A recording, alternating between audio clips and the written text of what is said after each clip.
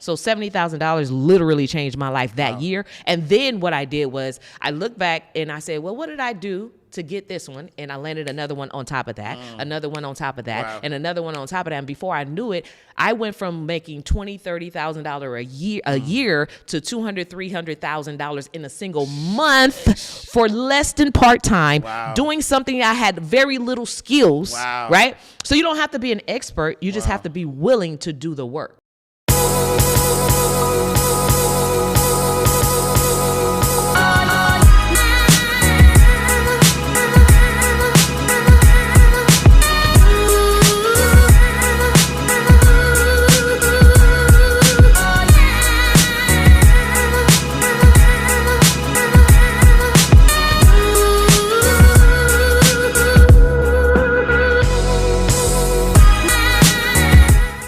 Another reason why I teach long-term sustainability and creating wealth is because I grew up in an urban community. Nobody teaches you about financial prosperity. Nobody teaches you any of those things. And I grew up in an area where there was a lot of blight, and I always wanted to provide a solution. And so I teach entrepreneurs how to be what I coin solutionaries. Like if you solve a problem for the government, it will make you rich, right? And so for me, that is so very important to teach people how to be the change they want to see in their community. And so not only are they becoming rich for themselves and creating financial prosperity for their families, but they're able to take those fundings and that money back into their communities, which is different. And so this is how you have the power. Instead of doing marches, now we get to buy the block back, those types of things, right? Instead of complaining about the miseducation of education systems and what they're not teaching our kids, now you get to hire the right teachers because you have money, and money is power, right? And so that right there, I want to just make sure that people understand the power of government contracts and that your business is not just for you. Your business is for a purpose, right? And so I show people how to have a purpose-driven business. Now, what is the government? What are the nuances for government contracting? Like, what do you have to have? What are they looking for? Typically, they're looking for quality people, right? And in order for you to have a quality business, it goes back to that business foundation, right? So you have to have the right business foundation. They're looking for people who are eager, right, to learn as they grow, right? You don't have to know everything. You don't have to be a complete expert. In fact, the first contract that I landed, it was for photography. My background was in video production. So now for me, I knew absolutely nothing about aperture, nothing about lighting, nothing about, prime lenses. I didn't know nothing about that. But the first contract that I landed was for photography. I could go take a picture, right? And it was, and it's like, similar worlds, right? Because video is nothing but still frames put together, right? So I knew that I can do the work, right? And I was determined, but I learned along the way, right? So $70,000 literally changed my life that year. And then what I did was I looked back and I said, well, what did I do to get this one? And I landed another one on top of that, another one on top of that, and another one on top of that. And before I knew it, I went from making $20,000, $30,000 a year to $200,000, $300,000 in a single month for less than part-time, doing something I had very little skills, right? So you don't have to be an expert. You just have to be willing to do the work, right? And so that's what they look for. They look for people who are eager to do the work and to learn and get paid to learn, right? That type of stuff, right? And so they look for people who deliver on their promises, because if you promise to deliver a certain service or a certain product to the government, right, and then they pay you for that, you want to make sure that you're delivering quality product and quality services. That's it, right? And they're looking, and literally it's crazy because socioeconomic disadvantages that we have as black and brown people and people who come from like urban disadvantaged, impoverished communities and stuff like that. Like normally you would think, oh, woe is me, right? But the government say, yes, woe is you. Here's this money that I have for you to help you fix that situation, right? So it's all about perspective and how you look at it.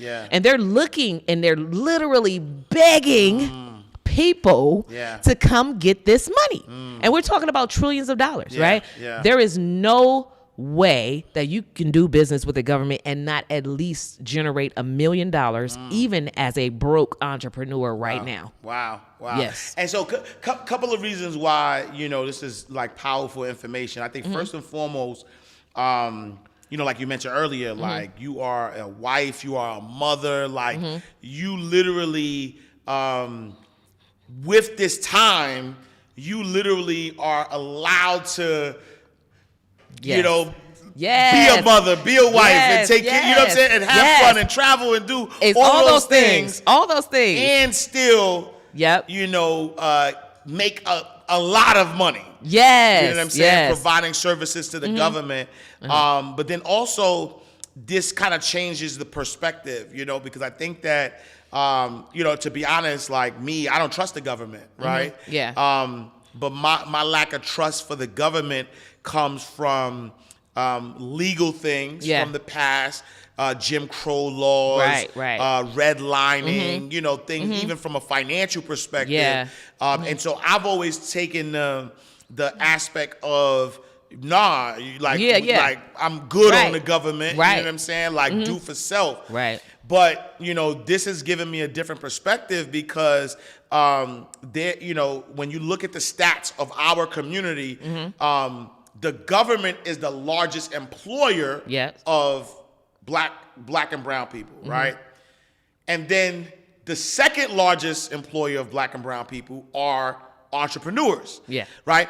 And so to know that this lack of trust, if you will, of the government is like, nah, I don't want my people working for the government, but I'll take your money because it ain't really your money. It's like our money I'm anyway. A taxpayer. Exactly. You're a tax. Everybody, we pay taxes. Absolutely. So it's really our money, you know, that the government is giving us back. And then now we could tip the scales, right? So if you're watching this and you're an entrepreneur and you care about your community and you care about taking back the control, right? Because at the end of the day, jobs could go. Right? And then what do you have? But if you are entrepreneur, and specifically though, I'm talking to you, you can't unhear this. Specifically, if you are a struggling entrepreneur trying to figure out how you can make ends meet, tap into government contracting because the money is there for you. Absolutely. You could use that money to now hire people, circulate money back into the community and become the solution instead of still being salty or being like, all right, the government did this in the past, so F the government, nah. You know, give me mine. So like I talk to people about that particular thing all the time. It's like a lot of times we do view the government as an enemy, right? The ops, right? And so for me, like I'm a very spiritual person, and it reminds me of the scripture that specifically says, "I will make your enemy your footstool." Ooh. That's so powerful, right?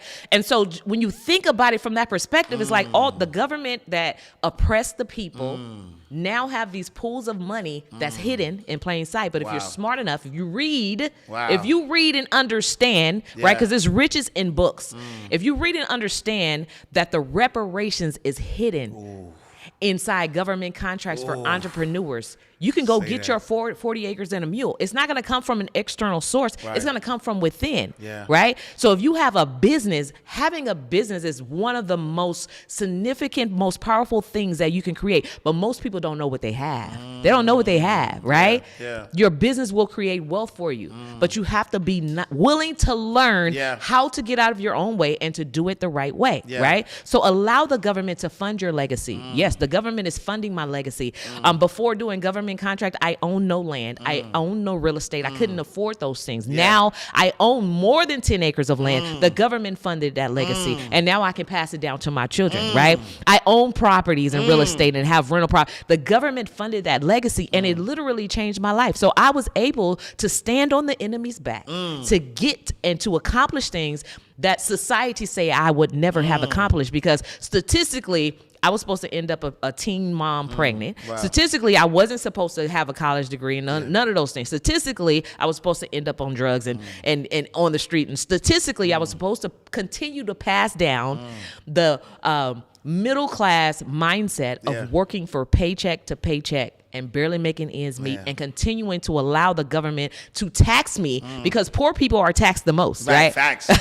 And Poor people are taxed the most, right? Fact, And yeah. so in order to get out of that rat race, you Yeah. have to learn how to make more money. Yeah. The more money you make, the more time you buy back. And time is the most valuable asset that we all have, right? Yeah. So the more time you have to enjoy life, right? While you're creating legacy, like it's a win-win. That's a win-win.